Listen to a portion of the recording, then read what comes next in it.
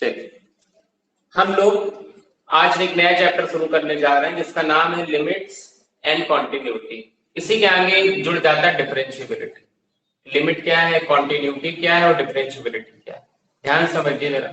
सबसे पहले ये टर्म्स जो है पहले इनको समझते हैं जरा। ये टर्म क्या है?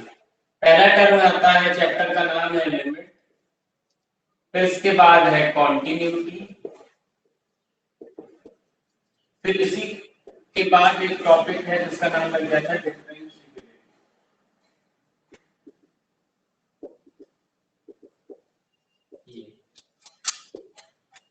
ये तीन चीजें हैं और ये तीनों चीजें आपस में एक दूसरे से कोरिलेट करती हैं।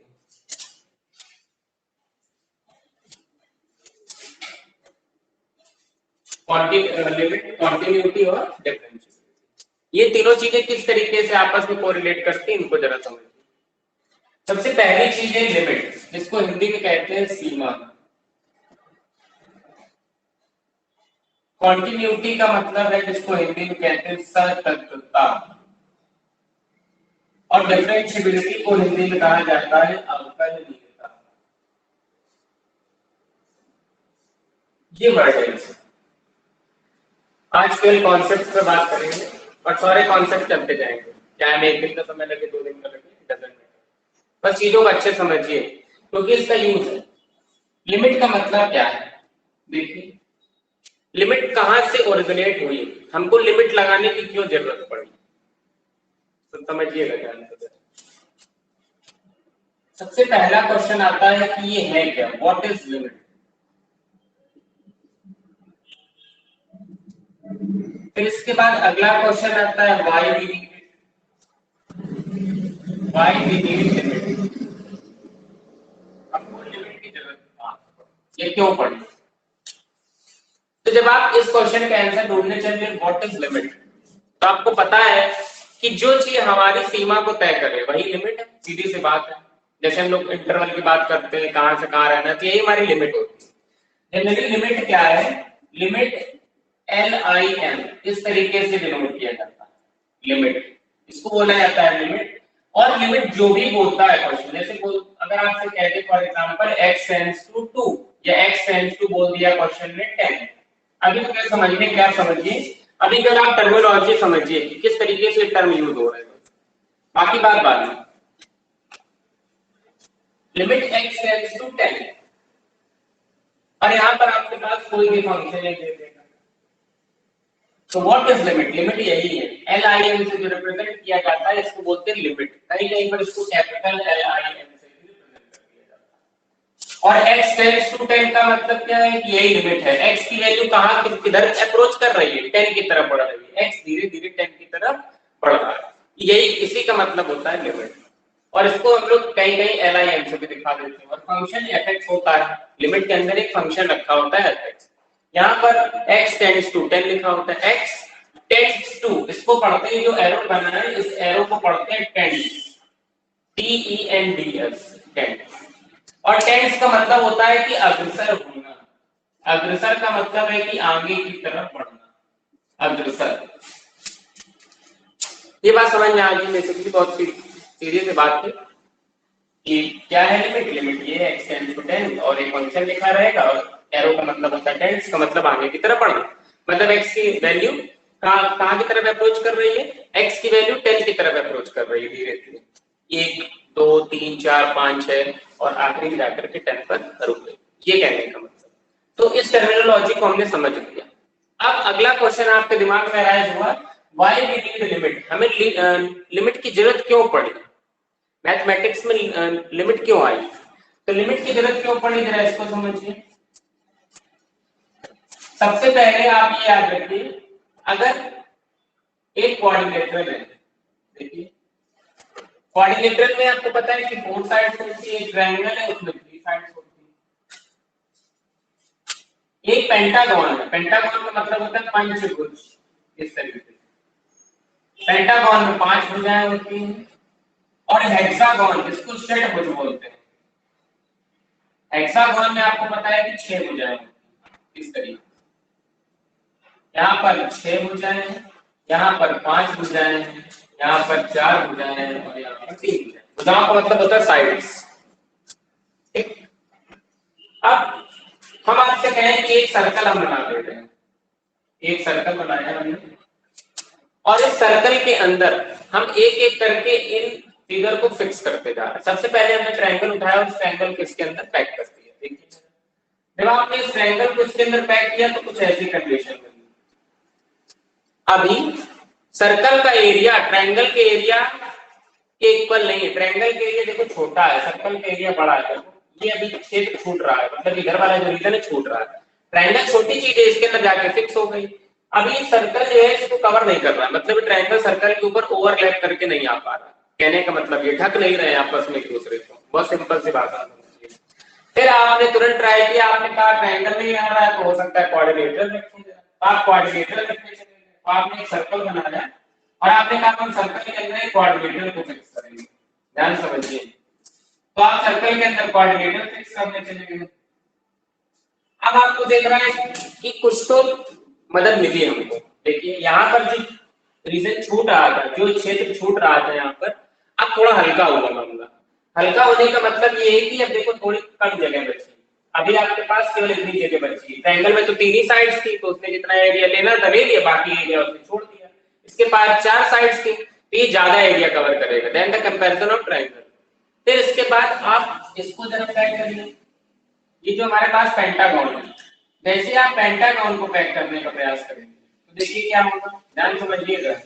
जब आप पेंटागन को पैक करेंगे तो कुछ ऐसे करेंगे। अब देखिए, अब आपने देखा कि अब तो थोड़ा और मदद मिली हमको। और मदद क्या मिली, देखिए अभी अब देखिए धीरे धीरे पहुंच रहे हैं। सर्कल के एरिया अंदर वाली जो आकृति है हमारी, जो फिगर, उसके धीरे धीरे इक्वल होता चला जा रहा है, धीरे धीरे बढ़ रहे हैं। जैसे यहाँ भुजाओं की संख्या बढ़ा देंगे, हेक्सागोन में देखिए क्या है, जब आप हेक्सागोन को सर्कल के अंदर पैक करेंगे, सर्कल के अंदर पैक किया तो देखिए ऐसे है। धीरे धीरे आप ये देख रहे हैं, पहले देखो कितना जगह छूट रही है, इतनी जगह छूट रही है, फिर इतनी जगह छूट रही है, फिर देखो इतनी, फिर इतनी। एक स्थिति ऐसी आ जाएगी, अभी यहाँ पर हमने 6 साइड लेंगे, फिर 7 लेंगे, फिर 8 लेंगे, फिर 9 लेंगे, फिर 10 लेंगे, फिर 11 लेंगे, फिर 12 लेंगे। फिर आप एक रिजल्ट बता देंगे। जब आप साइड देंगे उसके बाद आप एक रिजल्ट बता देंगे। क्या रिजल्ट बता देंगे? लिमिट, क्या लिमिट है, मेरी बात समझिए। इसको देखने के बाद आपने क्या एनालाइज किया, क्या विश्लेषण किया आपने? आपने ये विश्लेषण किया कि limit n tends to infinity. भुजाओं की संख्या हमें नहीं पता, साइड्स नहीं पता हमें कितनी करनी पड़ेगी। हमें ये नहीं पता कि 3 में ढक रहा है कि 4 में कि 5 में कि 6 में। देखो 6 में भी कुछ ना कुछ छूट रहा है। और जब हम ज्यादा से ज्यादा लेंगे, बात ध्यान समझिए, सर्कल है और हम जब साइड्स को बढ़ाते चले जाएंगे, ऐसे ऐसे देखिए, ऐसे ऐसे ऐसे ऐसे ऐसे करके, और क्योंकि ये सीधी लाइन चलेंगी तो आपको पता है कुछ ना कुछ छूटेगा ऐसे करके।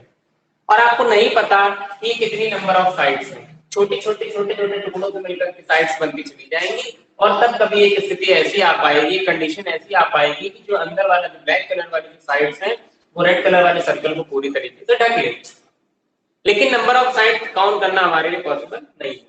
तो यहाँ पर आपने क्या रिजल्ट दिया, limit n tends to infinity, area of जो सर्कल है ऐसे, and limit n tends to infinity area of polygon. Polygon का मतलब होता है बहुभुज का क्षेत्रफल, equals to area of circle हो जाए। ये एरिया ऑफ पॉलीगॉन, पॉलीगॉन का मतलब बहुभुज, बहुभुज की संख्याओं को बढ़ाने के साथ साथ हिंदी में बहुभुज का क्षेत्रफल। बहुभुज का मतलब देखिए बहुत सारी भुजाएं, तब ये आगे जाकर के वृत्त के क्षेत्रफल के बराबर हो पाएगा। ऐसा सबको समझ आ रहा है, कोई दिक्कत नहीं। n टेंड्स टू इंफिनिटी, जब हम भुजाओं की संख्या number of sides tends to infinity 1 2 3 4 5 6 dot dot infinity तक लेते जाएंगे, तब कभी ऐसा होगा कि एरिया ऑफ पॉलीगॉन जिसमें बहुत सारी साइड्स हैं वो इस एरिया को कवर कर पाएंगे, एरिया ऑफ सर्कल। देख लीजिए, फिर अगले कॉन्सेप्ट की तरफ बढ़ते हैं। ये तो अभी केवल ओरिजिनेशन आपको मैं सिखा रहा हूँ कि कैसे हुआ। इसको किस तरीके से रिप्रेजेंट करते हैं, ऐसे LIM 3 अक्षर होते हैं, इसको लिमिट कहते हैं। x टेंड्स टू इंफिनिटी, यहाँ एरो लगा होता है उसको टेंड्स बोलते हैं, और यहाँ पर एक फंक्शन लगा होता है। लिमिट की जरूरत क्यों पड़ी? लिमिट की जरूरत आपको इसलिए मैंने दिखाई थी, इसलिए हमको लिमिट की जरूरत पड़ी। आगे देखिए जल्दी इसको देख डालिए, किसी कोई डाउट हो तो पूछिए, फिर आगे बढ़ते हैं।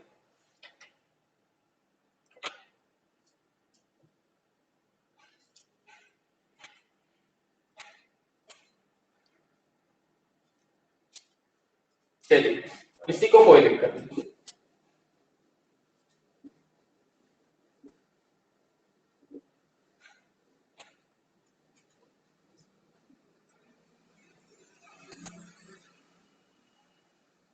देखिए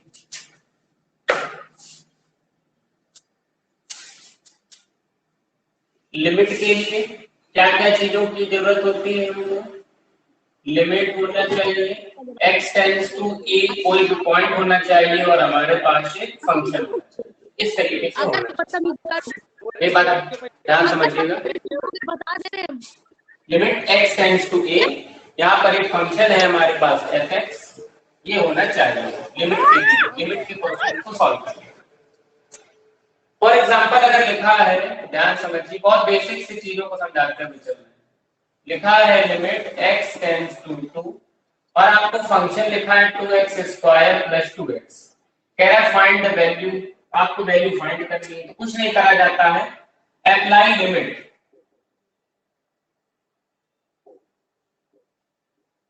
अभी तो बहुत बेसिक सी चीज समझ लो, अप्लाई लिमिट। लिमिट अप्लाई कर दिया आपने, तो 2 को यहाँ रखिए, x की जगह 2 रखिए, तो 2 into 2 का स्क्वायर प्लस 2 into 2, फाइनाइट हो जाएगा। 2 2 जा 4, 4 2 जा 8, यहाँ पर हो गया 8, और यहाँ पर 2 2 जा 4, 8 और 12 4 हो गया 12।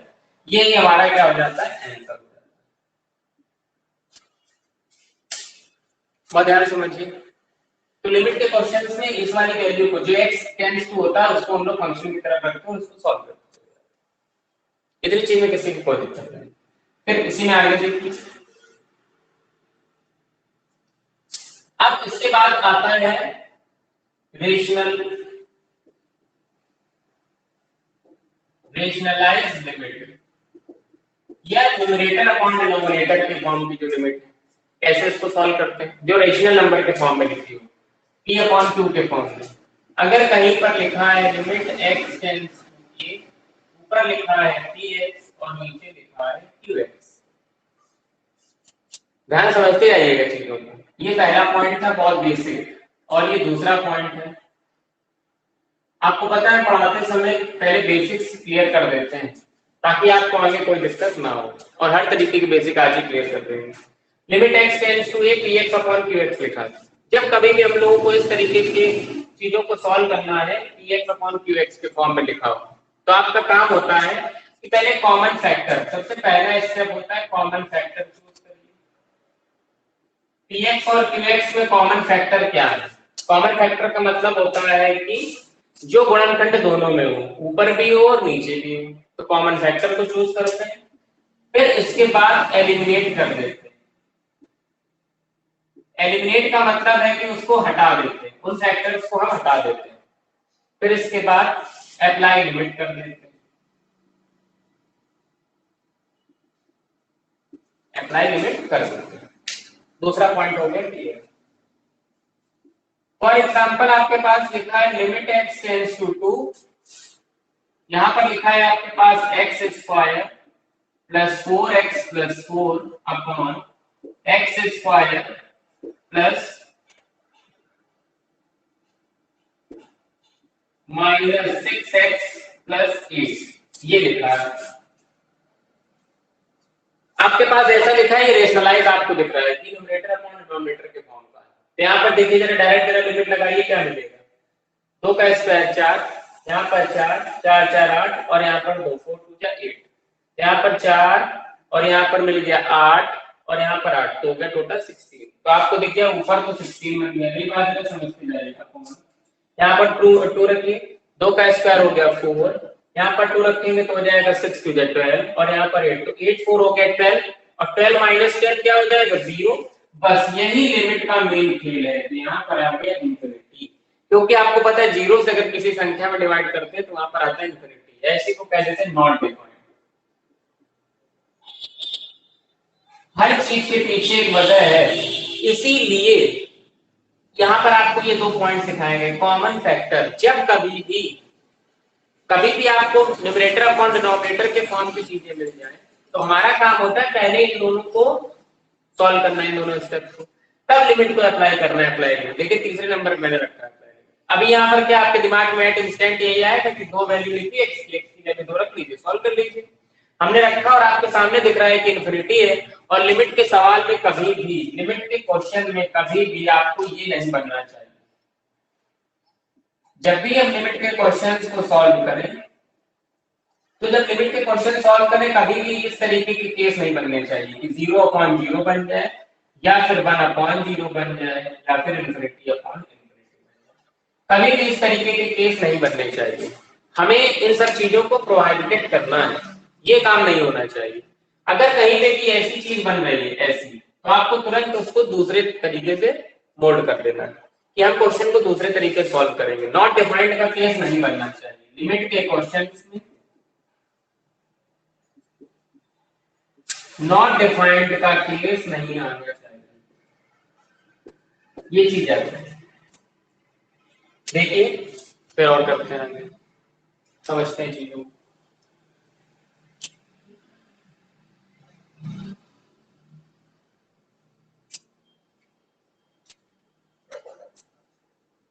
चलिए समझ आ गया होगा, कोई दिक्कत नहीं।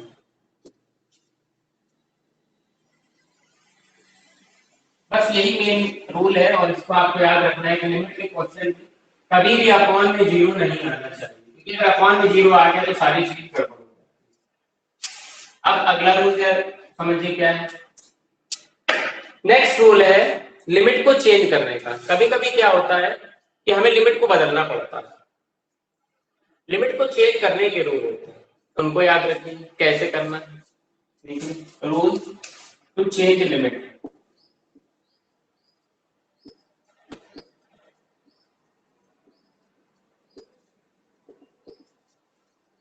सबसे पहला नियम है कि अगर कभी भी लिमिट में लिमिट इन्फिनिटी दी है और कोई भी फंक्शन दिया है हमारा fx, याद रखिए, बस ये सब पॉइंट्स याद रखिए। आपके सिलेबस में हो तब भी ये चीजें पढ़िए, ना हो तब भी पढ़िए, हमें पता नहीं आपके सिलेबस में है, बस हमें ये पता है कि यहाँ लिमिट लिखा है तो पूरे कॉन्सेप्ट आपको समझाते हैं। Rules to change limit. कभी भी अगर लिमिट में x टेंड्स टू इन्फिनिटी दिया है, यहाँ पर अगर इन्फिनिटी आपको दिख जाए तो बस ये समझ लीजिए कि आपको इन्फिनिटी दिख गया तो आप क्या करेंगे, इसको बदलेंगे। तो आप बदलने के लिए क्या करते हैं, ऐसे लिखिए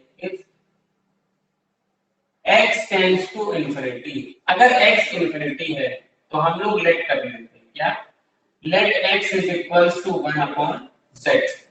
आपकी जो इच्छा हो आप मान लीजिएगा, 1/y मान सकते हैं। x is equals to 1/z हम लोग लेट कर लेते हैं। जरा z को ऊपर कर दीजिए, x को नीचे कर दीजिए, क्या मिलेगा आपको। देखिए हमने z को ऊपर किया और x को नीचे किया, क्या मिला।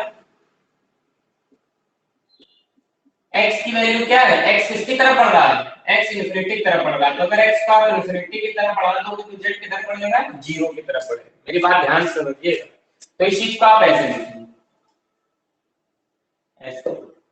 x tends to 1/z, z tends to 1/x, ऐसे। ये स्टेप्स है लिमिट को चेंज करने के। इफ ये तो क्वेश्चन ने कह दिया कि अगर x इन्फिनिटी की तरफ बढ़े then z tends to 1/infinity that is 0। तो आप कहेंगे कि z टेंड्स टू 0 हो जाए। ध्यान से समझिए मेरी बात को। अगर x इन्फिनिटी की तरफ अप्रोच कर रहा है, अगर x इन्फिनिटी की तरफ बढ़ रहा है, इसका मतलब x टेंड्स टू 1/z हुआ। और जैसे ही x टेंड्स टू 1/z हुआ, आप z को ऊपर कर दीजिए, x को नीचे कर दीजिए, तो z टेंड्स टू 1/x। अब ये तो क्वेश्चन ने कहा था कि x इन्फिनिटी की तरफ टेंड करे। जब x इन्फिनिटी की तरफ टेंड्स करे, मतलब x इन्फिनिटी की तरफ मूव करे, तो x अगर इन्फिनिटी की तरफ मूव करेगा तो z किधर की तरफ मूव करेगा, z 0 की तरफ मूव करने लगेगा। देखिए z टेंड्स टू 0 हो गया कि नहीं हो गया। अब लिमिट बदल गई, क्वेश्चन भी बदल गया। अब आपको इसी क्वेश्चन को ऐसे करना होगा, लिमिट, नई लिमिट आ गई हमारे पास z टेंड्स टू 0, और जो फंक्शन है देखिए अभी यहाँ पर x था तो x के टर्म में, अब z चल रहा है तो z आएगा, और z की वैल्यू है क्या, देखिए x को हटाइए तो क्या आएगा 1/z आएगा, तो हम लोग क्या कर देंगे हर जगह 1/z रिप्लेस कर देंगे।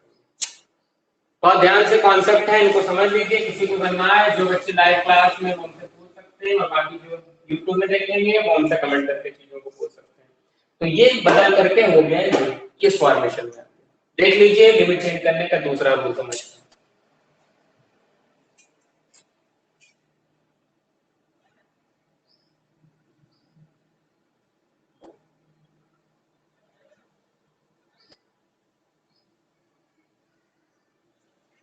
चलिए सभी को समझ आ गया, इसी का दूसरा रूल समझिए।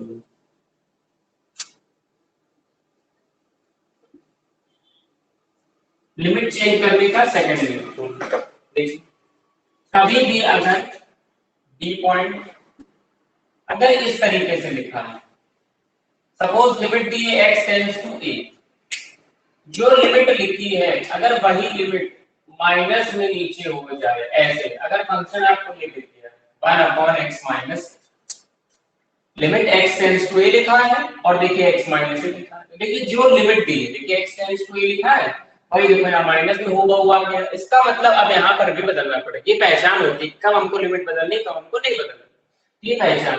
x टेंड्स टू a लिखा है, यहाँ पर आपने देखा कि x माइनस a हो गया, जब टेंड्स टू जो यहाँ पर लिखा हुआ वही चीज माइनस हो जाए समझ लीजिए लिमिट बदलेगी, और अब बदलने का रूल क्या होगा, आप ऐसे लिखेंगे x tends x equal to ऐसे let x is equals to a plus h, हमेशा यहाँ पे h लेट करना है, आपकी जो इच्छा हो आप वो लेट कर लीजिए, हमने लेट कर लिया x is equals to a plus h, आप z कर लीजिएगा आप y कर लीजिएगा, जो इच्छा हो कर लीजिए। x is equals to a plus h, यहाँ पर लिखेंगे इफ अगर x a की तरफ टेंड कर रहा है, देखिए x a की तरफ टेंड कर रहा है, तो x की जगह a रखिए, क्या मिलेगा a is equals to a plus h, a से a कैंसिल तो h किसकी तरफ टेंड करने लगेगा, तुरंत 0 की तरफ टेंड करने लगेगा।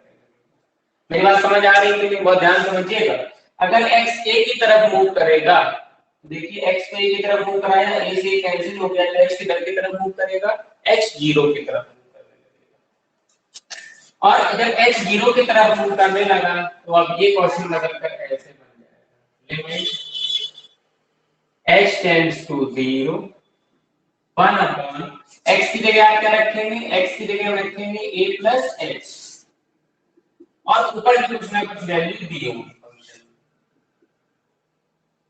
a plus h minus a, ऐसे कर लिमिट बदल जाएगी। ये कोई अभी मैं आपको तरीके सिखा रहा है, सैंपल तरीके हैं, ये सैंपल प्रॉब्लम जिसको कहते हैं, तरीका क्या करना है, x टेंड्स टू a रख दिया, a से खत्म, h tends to 0, h tends to 0, और जहां जहां आपने x सेट किया तो वहां पे x is equals to a plus h रख सकते हैं और बदल जाएंगे चीजें। मेरी बात सभी को समझ आ रही है, अब यहाँ a से कैंसिल हो जाएगा, यहाँ पर आ जाएगा 1/x, यहाँ पर h टेंड्स टू 0, यहाँ 1/x, जब आपने भैया अभी तो इनफिनिटी का फॉर्म बन रहा है, देखो आपने मना किया था, तो हमने ऐसे लिया है, जब क्वेश्चन करेंगे तो वहां पर कुछ ना कुछ चीजें आपस में दी हो जो एलिमिनेट हो जाए, देख लीजिए फिर आगे बढ़ते हैं।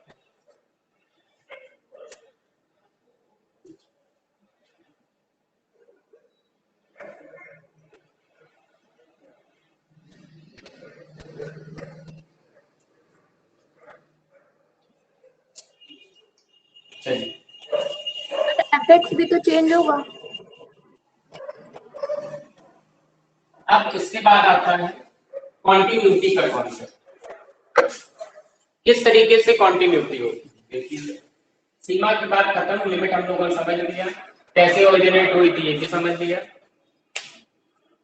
क्यों हुई थी ये भी समझ लिया, कॉन्सेप्ट भी उसके समझ लिया, कैसे सॉल्व करेंगे ये भी देख लिया, कॉन्टिन्यूटी की तरह बात करेंगे।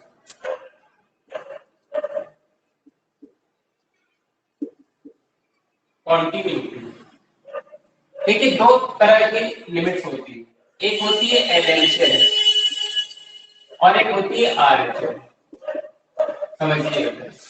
एलएचएल को क्या बोलते हैं, इसको बोलते हैं लेफ्ट हैंड लिमिट और RHL को हम कहते हैं right hand.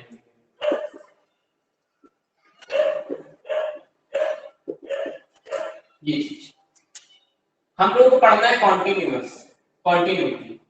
A function is continuous only when कोई भी दिया गया फलन तभी सतत होता है। A function is continuous only when left hand limit is equals to right hand limit is equals to value of the function at that point. Hindi में समझ लीजिए, कोई भी दिया गया फलन तभी सतत होता है जब उसके बाएं पक्ष की सीमा दाएं पक्ष की सीमा के बराबर हो जाए, साथ ही साथ उस दिए गए बिंदु पर फलन के मान के बराबर हो जाए। सभी की बात समझ आ गई? देखिए, कहने का मतलब ये left hand limit is equals to right hand limit is equals to function fx at given point ऐसे। ये चीज देखिए, left hand limit right hand limit का मतलब क्या है? यहां पर सपोज कोई पॉइंट ए है, जब हम इधर से आ रहे हैं, इस ए पर पहुंचने के लिए हमारे पास दो रास्ते हैं। मेरी बात ध्यान समझिए, ये एक नंबर लाइन है, यहाँ पर ए लिखा। ए पर पहुंचने के आपके पास दो रास्ते, एक आप लेफ्ट हैंड से आए, दूसरा आप राइट हैंड से आए। एक तो दो रास्ते हैं, पहचानने के तरीके में जरा काम करिए। जब आप राइट हैंड वाले से आ रहे हैं तो आप पॉजिटिव डायरेक्शन से आएंगे, और जब आप लेफ्ट हैंड से आएंगे तो आप नेगेटिव डायरेक्शन। इस चीज में किसी को कोई डाउट नहीं, बस यहीं से लेफ्ट हैंड लिमिट और राइट हैंड लिमिट करने। और पॉइंट कौन सा है? ए। हमें पहुंचना कहां पर है? याद रखिए, लेफ्ट हैंड लिमिट को करने की वर्किंग होती है। सबसे पहला step, x is equals to a minus h।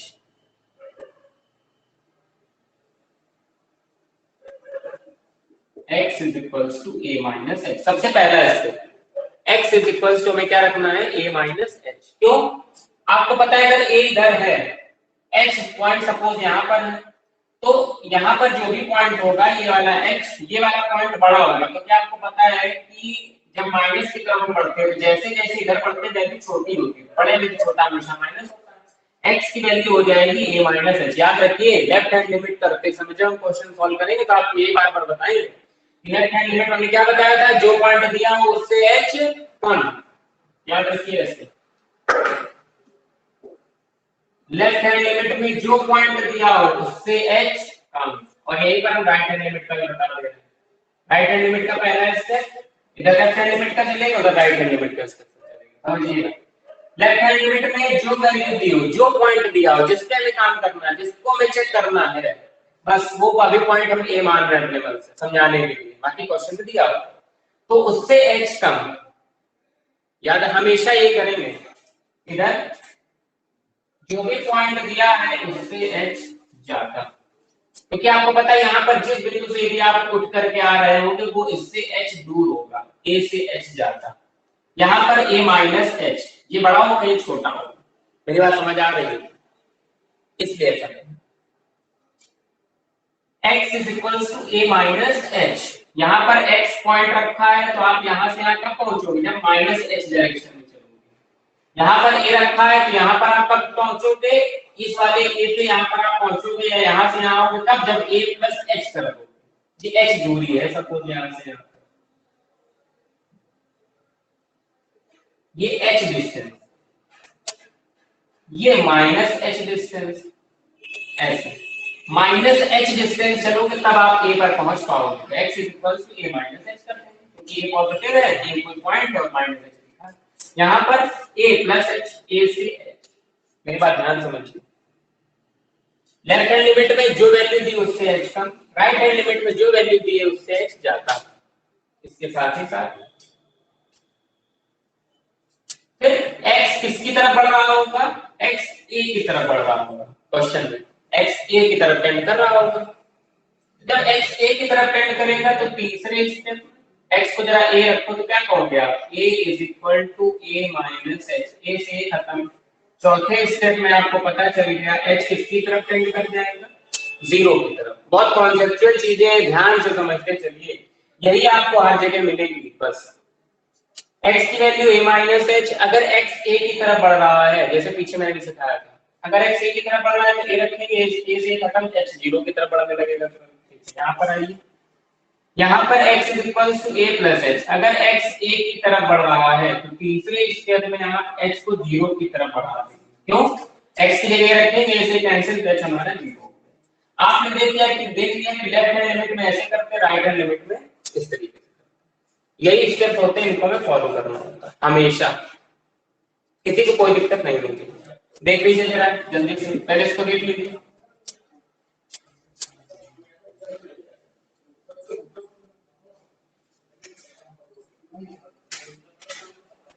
चलिए, किसी को कोई दिक्कत नहीं।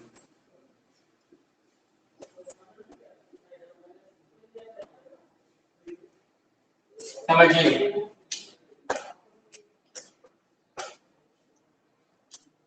लेफ्ट हैंड लिमिट में x is equals to a minus h let करना है, राइट हैंड लिमिट में x is equal to a plus h हमको लेट करना है। लेफ्ट हैंड लिमिट में अगर x a की तरफ बढ़ेगा, राइट हैंड लिमिट में अगर x a की तरफ बढ़ेगा, यहाँ पर x की जगह आप a रखिए, a is equal to a minus h, तो h किधर बढ़ जाएगा, तो आप लिखेंगे देन, यहाँ पर आप लिखेंगे, यहाँ पर आएगा a is equal to a plus h, then h tends to 0, तो h किधर बढ़ जाएगा, 0 की तरफ बढ़ जाएगा। जैसे बताएंगे, फिर आप क्या करेंगे, आप ये करेंगे लिमिट h टेंड्स टू 0। याद रखिए लेफ्ट हैंड लिमिट में हमेशा ऊपर माइनस लगता है, जब भी लेफ्ट हैंड लिमिट के क्वेश्चन सॉल्व करना होगा, लिमिट h टेंड्स टू 0 ऊपर माइनस लगाएंगे, क्योंकि माइनस की तरफ से आता है। और राइट हैंड लिमिट में जब भी क्वेश्चन सॉल्व करेंगे तो यहाँ पर ऊपर प्लस जरूर लगाइएगा, इसको लगाना मत भूलिएगा, 0 के ऊपर प्लस। और जो भी फंक्शन लिखा होगा, बताओ x की वैल्यू क्या होगा, ये x किसके बराबर है, a माइनस h के। जो भी यहाँ फंक्शन होगा वहां पर हम x की जगह क्या रख देंगे, a माइनस h रख देंगे। यहाँ पर जो भी फंक्शन होगा x की वैल्यू क्या हो रही है, a प्लस h, यहाँ पर हम रख देंगे a प्लस h। ये लेफ्ट हैंड लिमिट की वर्किंग आपके सामने थी, ये राइट हैंड लिमिट की वर्किंग आपके सामने है। अब रही बात फंक्शन की, फंक्शन के लिए आपको करना क्या है, फंक्शन के लिए क्या कहा गया, एट गिवन पॉइंट। सपोज यहाँ पर गिवन पॉइंट है x बराबर a, सपोज 2 3 4 5 कुछ भी हो सकता है, हमने माना कि x है a, तो आप क्या करेंगे, देखिए लेफ्ट हैंड लिमिट की वैल्यू सॉल्व होके यहाँ से आ जाएगी, राइट हैंड लिमिट की वैल्यू भी सॉल्व होके यहाँ से आ जाएगी, और फंक्शन की वैल्यू तो आप लिखेंगे fx, हमारा फंक्शन है, अब यहाँ fx सॉल्व किया, x की जगह क्या हो जाएगा, a, x की जगह a, जहां जाए x मांगा a कर देंगे, जो भी फंक्शन लिखा होगा x square plus 2 3x square plus 2, जहां जाए x को कमावा a कर देंगे, fa को सॉल्व करेंगे तो यहाँ से वैल्यू निकल आएगी। जब 3 वैल्यू निकल आएंगी तो फिर आपको रिजल्ट बनाना। सपोज नंबर ए, अगर left hand limit right hand limit के बराबर है और यही फंक्शन के बराबर है, तो आप कह देंगे फंक्शन हमारा कॉन्टिन्यूअस। नंबर 2, अगर left hand limit right hand limit के बराबर है लेकिन फंक्शन के बराबर नहीं है, तो आप कहेंगे डिसकंटिन्यूअस। ठीक है, ध्यान समझिएगा। नंबर 3, अगर left hand limit right hand limit के बराबर नहीं है तो उसको यहाँ पर तुरंत ही आप कह देंगे कि क्या है, डिसकंटिन्यूअस। ये 3 आपको पॉइंट याद रखने। जब हम इन स्टेप्स को फॉलो कर लेंगे, पहले इसको सॉल्व करेंगे, फिर इसको सॉल्व करेंगे, फिर इसको सॉल्व करेंगे, फिर हम रिजल्ट बनाएंगे, और रिजल्ट इस तरीके से बनाएंगे। Left hand limit right hand limit के बराबर और फंक्शन के बराबर तो कह देंगे कॉन्टिन्यूअस। अगर left hand limit right hand limit के तो बराबर है लेकिन फंक्शन की वैल्यू बराबर नहीं आ रही एट अ गिवन पॉइंट, तो आप कह देंगे कि डिसकंटिन्यूअस। फिर सेम, अगर left hand limit right hand limit के बराबर है लेकिन left hand limit right hand limit के बराबर नहीं है तो आप सीधे कह देंगे कि डिसकंटिन्यूअस। तो ये 3 पॉइंट्स काफी इंपॉर्टेंट। देख लीजिए, कोई भी दिक्कत तो पूछ लीजिए। क्वेश्चन की वर्किंग हमेशा इसी पैटर्न पे चलने वाली है, फिर क्वेश्चन जब करेंगे तो ज्यादा आपको समझ आ जाएगा।